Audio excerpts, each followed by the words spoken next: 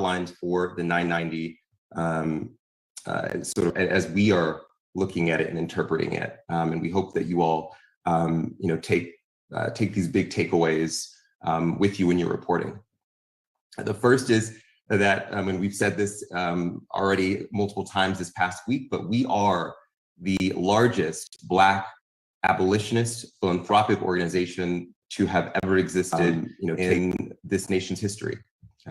What we are doing has never been done before on this scale. The second thing is our organization's finances are strong despite the negative press, despite the accusations. Black Lives Matter is financially sound and healthy, and we have been good stewards of the people's donations. But of course, there are decisions that are being interrogated, and it's important to interrogate these types of decisions, but it cannot come from a pathology that believes Black people don't deserve access to money and power. When we look at this 990, we also see that, when you look at Charity Navigator, for example, which is an organization that is a watchdog for nonprofits, and how they score 990s, from looking at programmatic expenses to administrative expenses to fundraising efficiency, we are consistently above the highest rating in all of those categories, which is a really big deal. And so this means that we are at the top of the class as it relates to nonprofit organizations. The last thing is we are continuing to evolve from an organization that has been consistently boxed into talking about Black death, looking at Black death, responding to Black death. And we are evolving into what it means to celebrate the fullness of Black life, the things that we live for and the things that keep us safe.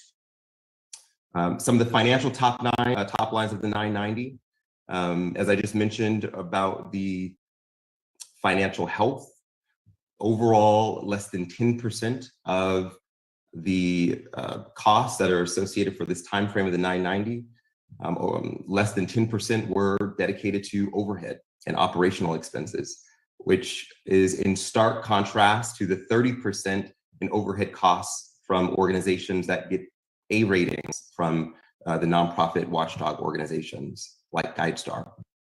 Over $25 million has been reinvested into the Black community. I'm gonna say that again because that is a big number. Over $25 million has been reinvested into the Black community. That broken down represents over 10 million in grants to Black-led frontline organizations, truly doing the work of abolition on the ground. Over 13 million in grants to Black Lives Matter chapters.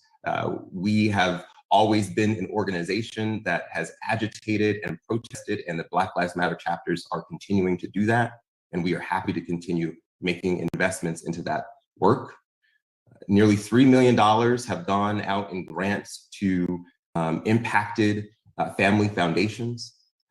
$3 million has gone out in direct relief to Black people who were struggling during COVID when the administration was not providing stimulus checks. And of course, that overhead costs includes the purchase of the $5.9 million property, which has been reported on widely, which is part of our art and culture component of the organization and serves as our Black Joy, as our creators house for the Black Joy Creators Fellowship.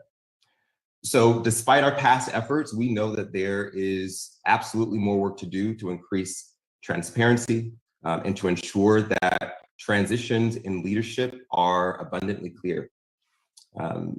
I want to just end by talking about some of the things that we've learned. As a new board, we don't just begin by getting to work. We have to take stock of where we have been in the last 2 years to get to the point of obviously where we're going.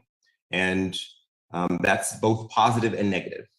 We have learned that organizations that experience the explosive growth that we did in 2020, growth that we weren't expecting, growth that we were not prepared for, that those types of organizations, our organization should get the support, should have gotten the support that it needed to contend with what really were complicated compliance systems that are intentionally designed for an organization like ours not to succeed.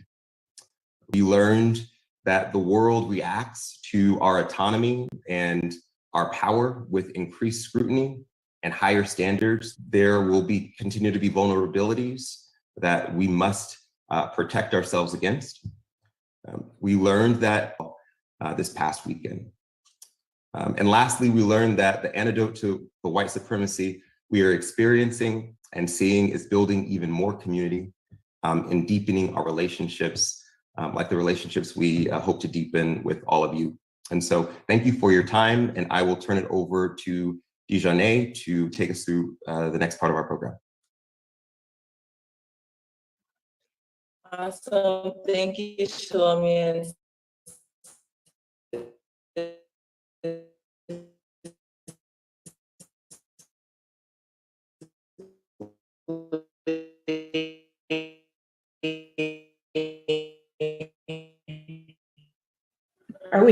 I'm experiencing some challenges here in Dijane. Is that true across the board? Yeah, that's right. Maybe try turning off your camera, Dijane, if you can hear us.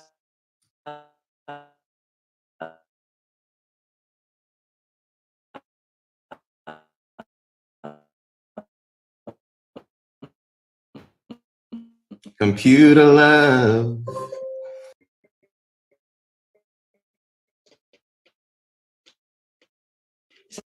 Okay, a little bit.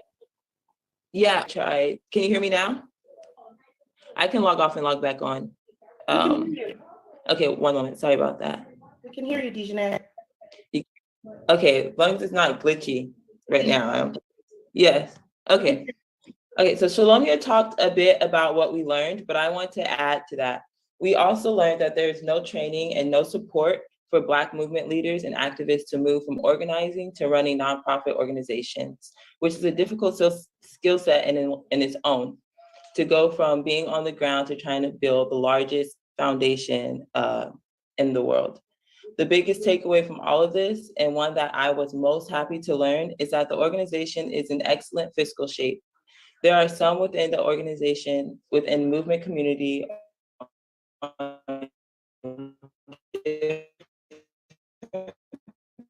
platforms.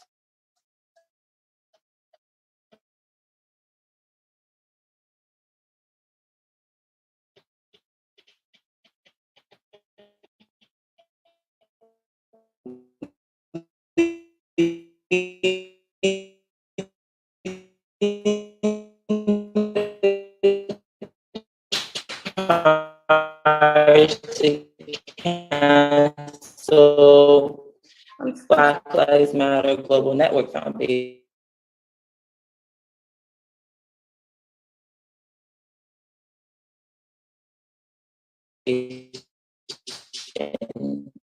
Creating vulnerability for our entire.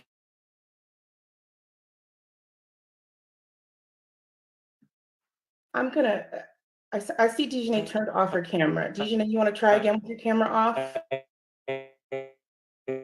Movement. That is why we're emphasizing that we have to find.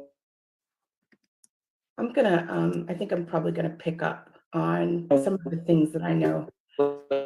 Ways to work. We can just mute her mic. And the right relationships with each other. We want to be clear that we are accountable to, despite what the right wing.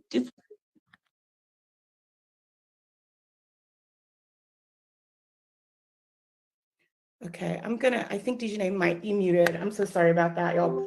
Please forgive our technical problems. What I know Dijane was going to speak about in particular was the Creators House.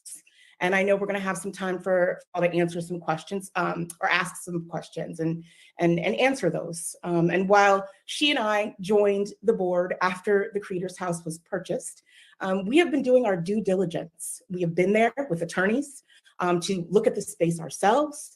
And what we've learned, to my original point, is that we remain committed to Black people, and we want to be committed to the entire diaspora of Black people.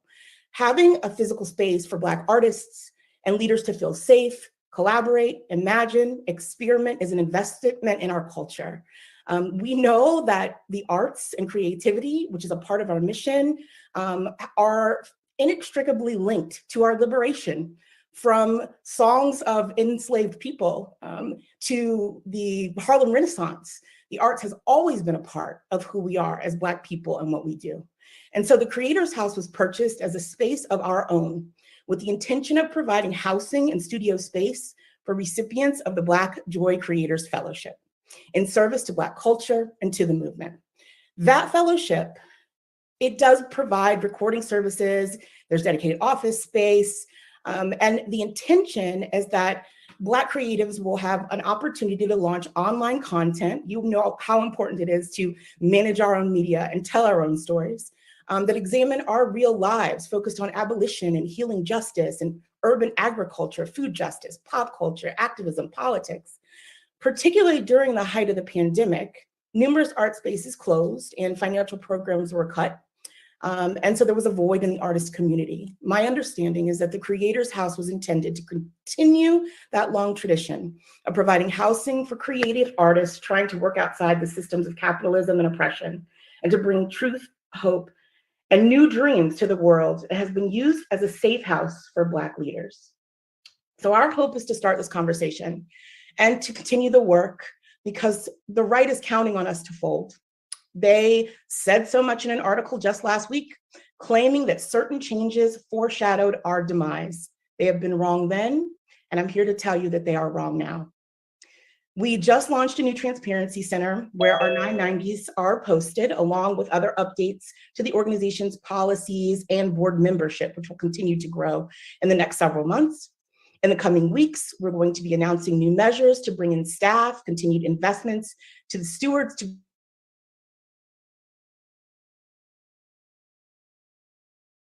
without depleting resources at the same time. We hope all this information is helpful and gives you more insight to our current circumstances. And we look at this as a way to deepen our relationship and build real power together. One last item for you before we move to the Q&A. First, I want to make sure you all have the URL. It's in I believe it's in the chat to the Transparency Center. It's Black Lives Matter /transparency. We're going to continue to build that out. If you all have any additional questions that we don't answer or don't get to, we don't have unlimited time here as much as I wish we did, please email press@blacklivesmatter.com. With that, we are happy to answer some questions. Great. So if members of the media, if you have questions, please just go ahead and raise your hand and we will bring you on screen and unmute you to ask your question.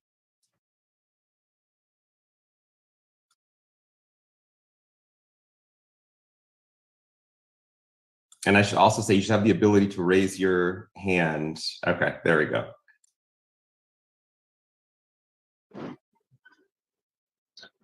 Hey folks, how you doing? How you doing, brother? I see you're driving. Yeah, I'm in Texas. First off, I got several questions, but first, how many board members are there? There are 3 of you right now, but how many total board members do you have? Three in total. You were looking at all 3 of us, and we have plans to expand our board up to 9 over the coming year. Okay. Second thing is so actually, before I even get to that question, I appreciate you talking about the relationship with Black media. I understand why you gave Associated Press the exclusive, because it's AP. But that's also the example of where also working with Black-owned media, some of us are members of Associated Press. And so we could have literally, that story could have been given to Black-owned media and we could have actually had it placed on the Associated Press wire. So I'm all about making sure that we also get exclusives. And so just understand that that could have been achieved the same way with a Black-owned media outlet. Just want to let y'all know that. The thing that what is the hierarchy? When I had Patrice on my show last year, we went through this, and I am still, and I think this is part of the problem, completely confused with the hierarchy. You're the global foundation. So you have the activist piece that Melina is over. Who controls the social media? So when Black Lives Matter is speaking, part of the deal is who's speaking? Is it the foundation? Is it the activist piece? You have all of these different pieces. So are you going to provide a flow chart so we understand exactly what this whole thing is? Because even to me, it is still greatly confusing. Who's who does what, who's over what, stuff along those lines. Yeah, I can maybe take a first stab at that. Others, please chime in. I think to your first piece, yes, we intend on ensuring that our relationship with Black media outlets remains strong. And Roland, we will, I think we got some announcements in the pipeline that we want to be able to work with you on in terms of getting out to our community. And so thank you for that reminder. But the BLM ecosystem went through a transformation in 2020. The global network, there was one organization for Black Lives Matter, which was the Global Network, and we had all of the chapters connected to the global network. And when Patrice stepped back in, essentially a main part of her tenure was around reorganizing and restructuring the BLM ecosystem.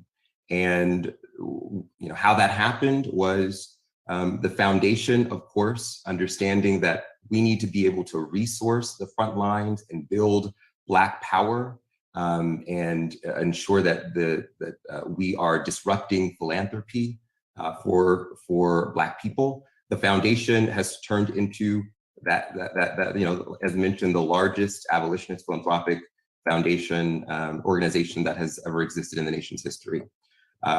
Our sibling organization, BLM Grassroots, was formed, and that was really at the request of the BLM chapters having autonomy and over their own resources and budgets in order to do that. The work on the front lines was really important. And so BLM Grassroots was formed, and to your point, my dear sister Melina Abdullah is the director of BLM Grassroots. And so they do the frontline organizing on behalf of Black Lives Matter. And then separately, Black Lives Matter PAC was formed, in which we thought about what it means to build Black power in the halls of Congress and across state houses and local municipalities around the country. And what does it look like to bring the demands from the streets to the halls of power? And so that part of the BLM ecosystem really focuses on electoral work. And so those are the three different sibling entities of Black Lives Matter, sort of as it relates to us. But of course, the idea, the movement, Black Lives Matter is much bigger than just three organizations. We've got hundreds of abolitionist-focused grassroots organizations across the ecosystem, and obviously so many other Black-led organizations. And but just wanted to provide that education on how our ecosystem transformed in 2020.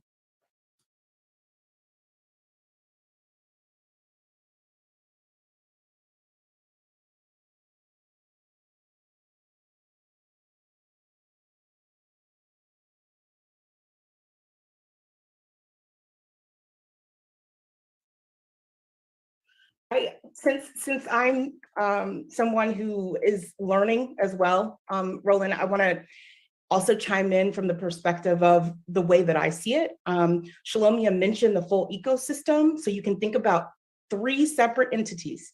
The Global Foundation, that is the foundation that we are talking about today. That's the 990s. That's the one who has now a 501c3. That is the one that we are committing to transparency, accountability. We have 3 board members. When you go to Black Lives Matter on Instagram, We are running that account. I'll answer that very clearly, although we have had relationships with all of our chapters and grassroots, which is reflected in those chapters. So that's the second arm, so that they too can post and speak to the masses through that account. And then the third arm is the PAC. So we've got the foundation, we've got grassroots, which is the chapters, and we have the PAC.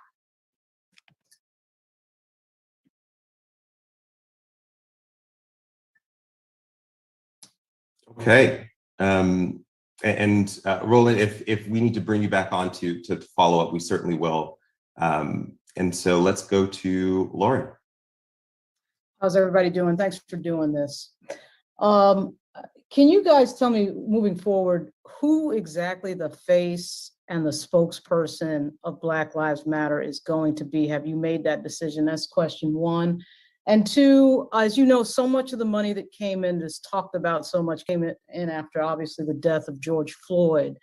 And so much of what the history of Black Lives Matter has been about has been the deaths of Black men at the hands of police. But the organization's goal seems to have been going away from that issue of Black men being the victims of police violence. So can I just ask you, what is your top three issues? What are the top three things that Black Lives Matter will be focusing on moving forward? Thanks a lot.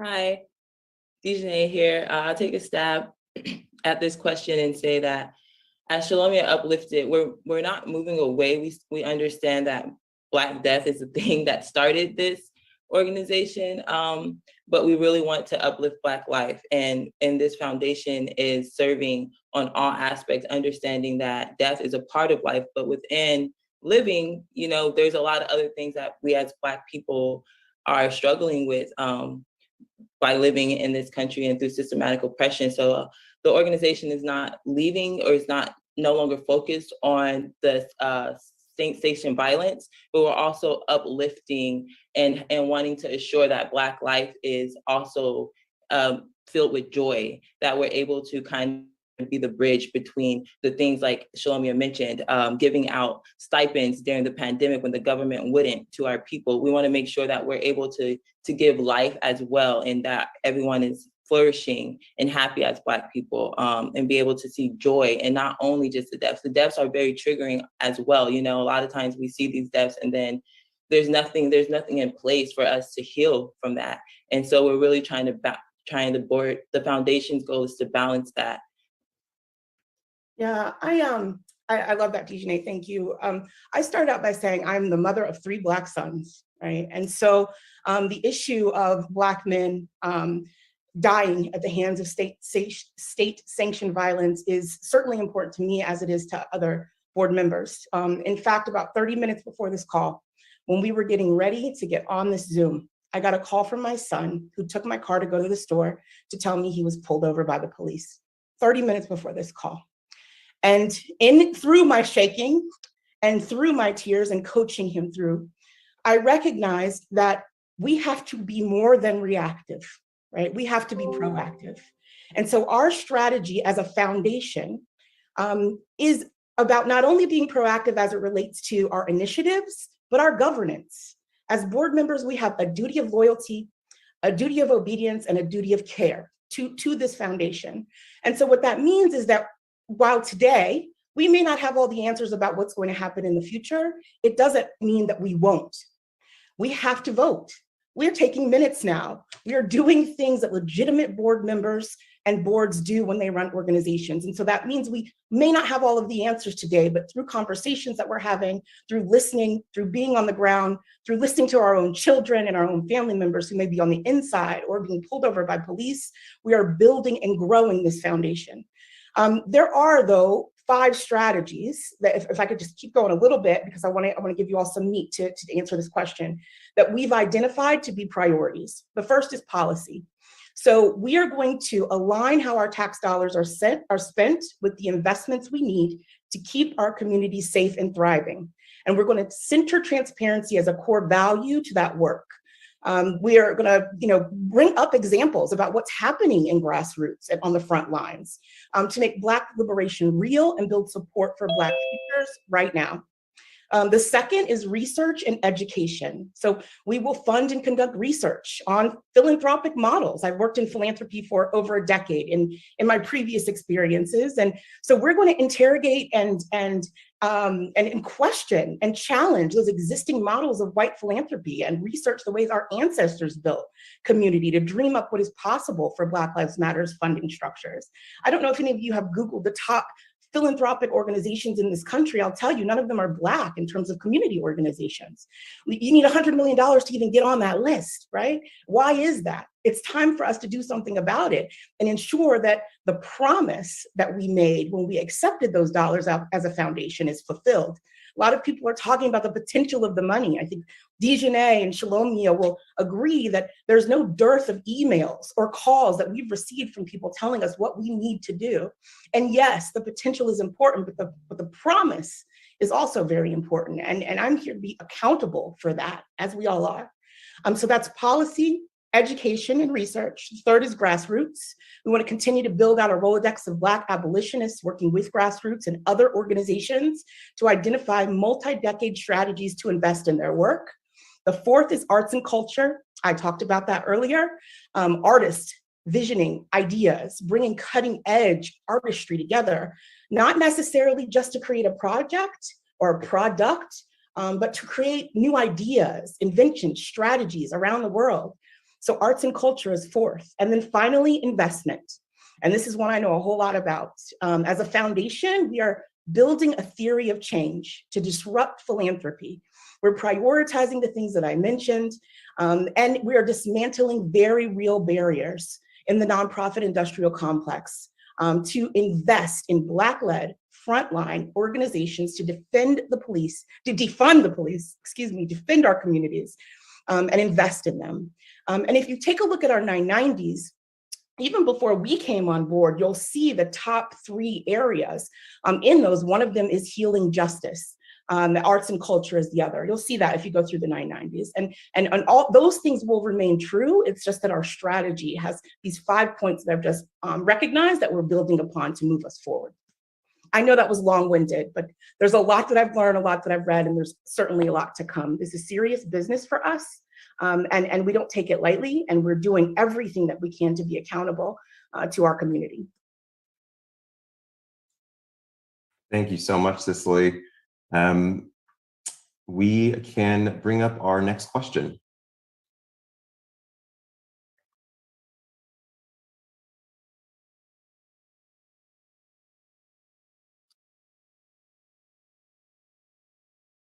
Oh, I see it in the chat. I apologize. But I see Roland has come up, so I'll get to the chat in just a sec, but we'll go to Roland first. Okay, this is why I'm going back. So there are 3 separate entities, but do you control all 3? Because when I hear separate entities, so you have the PAC, you have the grassroots, and then you have the foundation.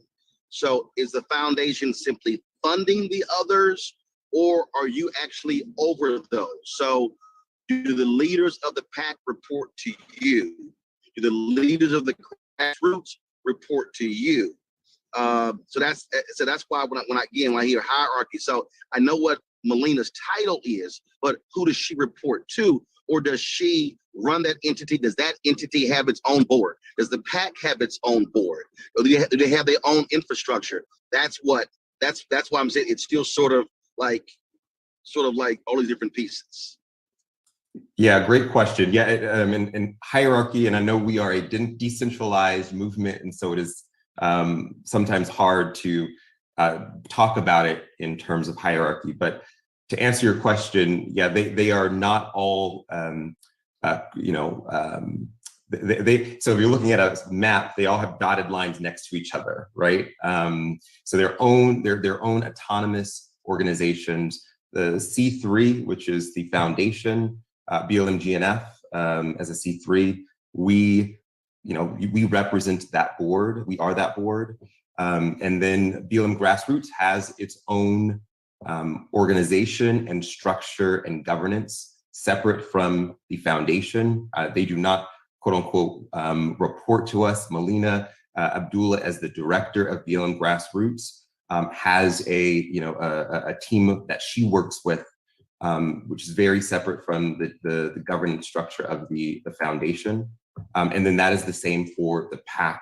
The PAC currently, though, is sort of co-run by both members of Grassroots and the foundation. So an advisory board runs the PAC at this moment. And so Melina Abdullah sits on the advisory board. Angela Austin from BLM Michigan sits on the advisory board. And then, members of the foundation sit on the advisory board as well. But it is a separate organization, autonomous, has its own reporting structures, and a separate entity as well, is organized as a PAC and not a C3.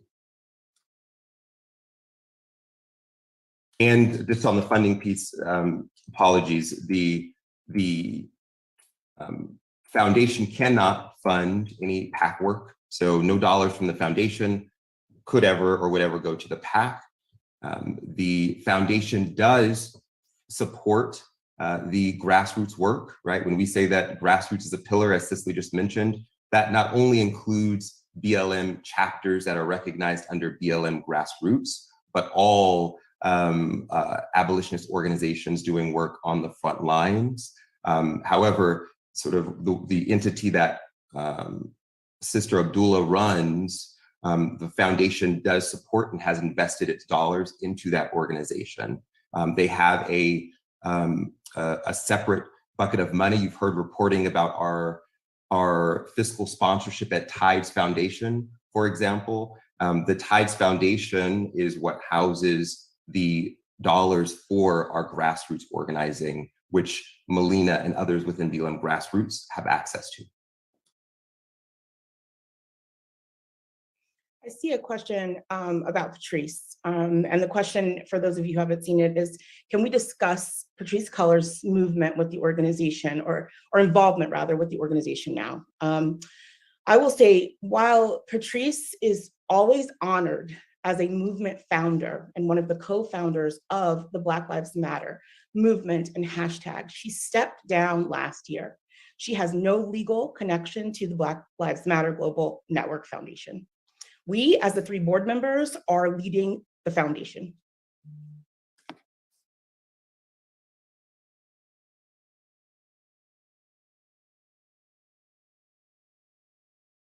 we have any other questions?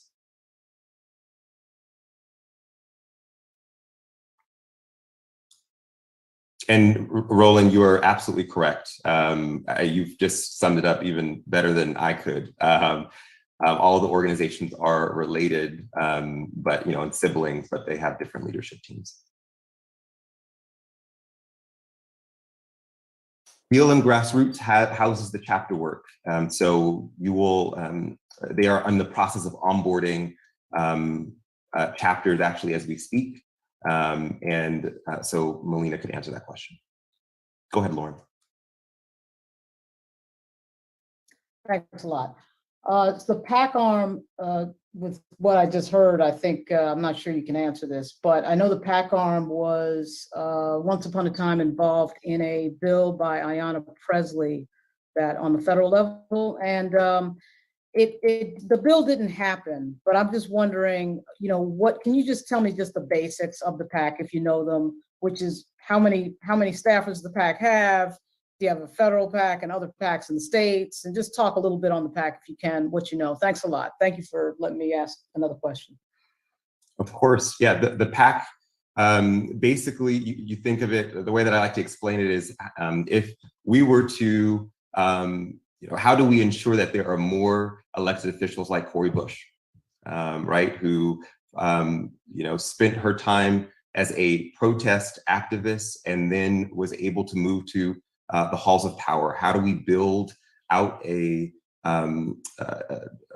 build up a pipeline of Black activists, Black leaders, Black folks who can run for office and take the demands of the ecosystem, the movement at large, to the halls of power? And so we have done work in partnership with probably every member of the squad. We obviously are able to support people in their elections. We have supported many of Ayanna Pressley's bills. I think the bill you might be referring to may have been around, I'm thinking it may have been around the insurrection. That might be the bill that you're referring to, which we did a lot of work across the C3 on the lobbying side and on the PAC side around ensuring that we root out white supremacy, which was the what the lead up to which caused the insurrection, and ensuring that those who created January 6th were held accountable. So I think that was the Ayanna Pressley bill that you're referring to. And in terms of the staff of the PAC, right now, just like the C3, BLM, GNF, the foundation, we are working to build out the PAC. It was started right around the general election to ensure we booted Trump out of office. And it is in a very similar process as the Global Network Foundation in terms of building up its infrastructure, setting its long-term strategy, and ensuring that we've got the resources to do the work.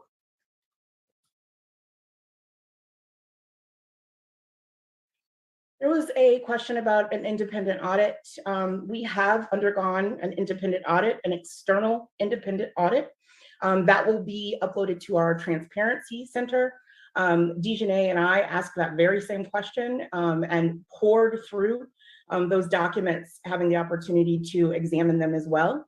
And so we absolutely have retained a firm to conduct an external and completely independent audit that will be uploaded and made public very soon. And I just want to touch on the results of that. And the results of that independent audit were that we are in great financial health. If you're thinking about what an audit does, right? You have an independent auditor who looks through the books and gives an opinion at the end of that. And that opinion was that we sort of passed the test of the audit with flying colors. I'm really excited about that. And as Cicely mentioned, we are excited to release that on our Transparency Center. And so with that, I think, are there any last questions? And if not, I will close this out. There's a question around, is the California home currently occupied? The California home is not being occupied. And the follow-up question is, how long are your Creator Fellowships? We're still building out our Creator Fellowship program and excited to share a lot more about that with you all. Great. So I will just close out and say thank you all so much for, of course, taking the time to attend this roundtable. And in closing, really want to just emphasize that our job as board members of Black Lives Matter Global Network Foundation is really to ensure that we are investing in organizing meant to turn the moral tide of the world against police and jails and prisons and violence. It is to ensure that Black people have everything they need, from housing to transportation, to breathable air and drinkable water. It is to create structures that allow for the fullness of Black joy to be experienced. It's to ensure that narratives around the globe are as abolitionist and Black as possible. Is to build an organization that's here for the long haul. One of the greatest social movements in history. Black Lives Matter will absolutely power and fund that work for generations to come. And I think we're all really excited about thinking about and strategizing about building cutting edge methods and accumulating resources to ensure the front lines are funded. $90 million is not enough to do that. And so we are going to continue to raise the funds to be able to do that work. But we, I think, are arguably in one of the most precarious moments in BLM history. This is the first time that the organization has been without one of its three founders. There are deep divisions within the Black community about our organization. White supremacists are targeting our leaders and activists in horrific ways. Our politicians really still haven't understood what we're doing and why we're doing it, and they've ignored our demands for centuries. And really, to add on top of all of that, many people want Black Lives Matter, not only as a movement, but as an organization, to end. But that is not going to happen. I would say that again, that is not going to happen. Black Lives Matter is here to stay. I'll admit we've had some trying years. We've not made everyone happy, but we're definitely not giving up on this experiment in radical Black philanthropy and powerful agitation, which is at the root of how Black Lives Matter was started. So although this is a moment of deep challenge, we see so much great potential. And something I think about often is that future that when the future freedom fighters, right, the future Patrices, the future Alicias, the future Opals, what they will think about. And we are trying to create something that will endure, that they will be grateful and thankful for, in the same ways that we've been thankful to our ancestors for their valiant struggle. So we hope that this is the beginning of a longer conversation in the months and years to come. And again, thank you all so much for taking the time.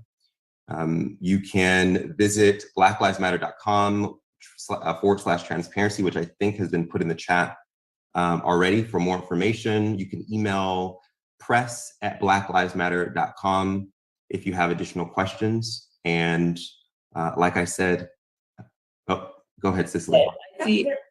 Go ahead, Dijane. There's a question in the chat around, can you talk about the money given to Patrice's brother at security, how you will handle security going forward? And I know we've touched on this many times as the new board. And as Shalomia just mentioned, there were a lot of learning lessons that as a new foundation of Black Lives Matter has learned. And we are continuing to look over all of those learned lessons and figuring out how we could do it better in the future. And so we are planning to handle things differently moving forward. And I'll just touch on that a little bit as well, if that's okay. I always like to give context to security, right? The leaders of the abolitionist movement have always been regarded as public enemies and treated accordingly. We know that what we are fighting for is dangerous because we are saying we don't believe in policing power. We are saying that white supremacy is evil. We are saying that white people have too much power. And that paints an automatic target on us and on the leaders of this organization. History tells us, of course, that abolitionism and those fighting for it have been routinely subjected to violence and capture and imprisonment and obviously death. And so we take security extremely seriously. And the amount of dollars that we spend on that will always reflect how we as a organization that houses and resources the dollars fund the security operations. But the piece that I see here is, can you talk about Patrice's brother? I just want to address that because it's important. And we're seeing lots of media reporting on it in ways that really don't tell the fullness of what happened. I think first, when we say, the mantra, we keep us safe, we mean that. It literally means our family, those we trust, those in community keep us safe, not the police. Most security firms, as you know, are former law enforcement, FBI, members of the state. They are also our enemy, right? So we went through a process where we evaluated who could keep our leaders safe, not just Patrice, but members within the organization, other activists on the ground. And Paul has over 27 years experience in security. He runs multiple firms dedicated to security, and he has kept high-level individuals secure for his, the duration of his career. And so he is very qualified. And so the qualification with that trust that we know is so important was what led us to onboarding Paul, and he still does currently serve as the organization's head of security. And I will just end by saying, the concept of having people and trust and have done work with in the past as employees or vendors and consultants within an organization or just on your team is not new. Every nonprofit and business operates in that way where you think about the people that you know and trust and who are qualified to do the work. And that's the exact same thing that transpired here. Yeah, I'll add that when Sissy and I had the same question, and we learned that everything was above board, that he even as down to the payments, the same as a regular security. So everything was above board there. We had the same question around that. And also that, as Shalomi said, we see this all the time when you think about Donald Trump. He hired his everyone in the White House. So we see these things all the time, but because it's a Black-led organization, then it's picked apart. So I just had that.